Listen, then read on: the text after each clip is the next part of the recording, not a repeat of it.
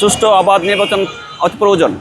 আর আমরা 17 বছরের নির্যাতনের পরে এখন একটা স্থিতিশীল রাষ্ট্র চাচ্ছে, যেটা ন্যায় ও ইনসাফের ভিত্তিতে প্রতিষ্ঠিত হবে, সকল অন্যায়কে প্রতিরোধ করবে, প্রতিহত করবে, এমন একটা সরকার আমাদের দরকার।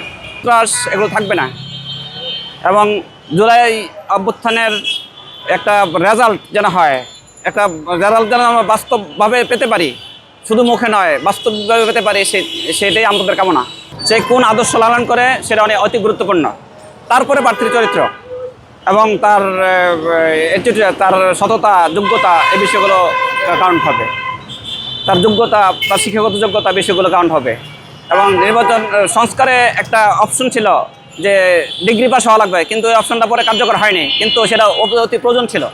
এইভাবে নির্বাচনে ন্যায় ও ইনসাফকে এগিয়ে রাখার চিন্তা করতে হবে। একাদলীয় জোট প্রধানমন্ত্রী হিসেবে যারা আসতে চায় তাদের মধ্যে যে সবচেয়ে বেশি যোগ্যতা সম্পন্ন, সবচেয়ে বেশি শিক্ষিত, তাকে চাই। সেটা ডক্টর শফিকুর রহমান। 12 তারিখের দিনটা কেমন দেখতে চান? অবাধ, সুষ্ঠু এবং আনন্দ ঘন। প্রত্যেকটা মানুষ যেন নিরাপদে ভোট কেন্দ্রে যাইতে পারে, কোনো প্রভাব না থাকে, কারোর প্রতি কোনো প্রেশার না থাকে, এই বিষয়গুলো আসলে ক্লিয়ার করা দরকার। এবং সেটা যদি হয় তাইলে সবাই এত বছর ভোট দিতে পারে নাই, 3 বার ভোট দিতে পারে নাই, এখন সবার একটা আনন্দ, সবার একটা উচ্ছ্বাস যে এবার ভোট দিতে যাবো। এই আনন্দটা যেন আনন্দ ঘন হয়, সেই ভোটটা যেন আনন্দ ঘন হয়, সবাই যেন কোনো বাধার সম্মুখীন না হয়, সবাই যেন আনন্দ ঘনভাবে ভোট দিতে পারে, সেটাই আমাদের প্রত্যাশা।